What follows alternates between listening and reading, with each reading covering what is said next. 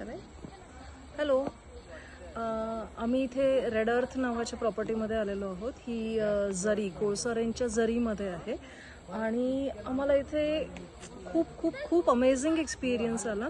Like if you can see right from the entry, इतके सुंदर butterflies आणि इतक्या एकत्र मी कधीच नव्हते पाहिले. आणि प्रॉपर्टी खूप सुंदर आहे. स्टाफ आणि त्यांचे नॅचरलिस्ट खूप कोऑपरेटिव्ह आहेत. We had an amazing sighting at night trail. आम्हाला छान आउल्स बघायला मिळाले इथे आणि मॉर्निंग ट्रेल छान होतं आमचं.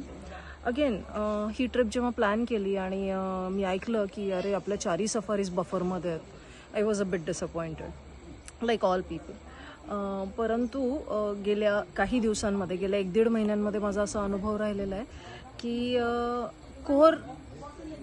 कोअर जे आहे त्याच्यामध्येही सायटिंग छान होते. आपलं नॅचरल काय म्हणणं असतं की हां, कोअर म्हणजे डेन्स फॉरेस्ट आणि मग तिकडे खूप छान सायटिंग होईल आपल्याला, ऑब्व्हियसली होते.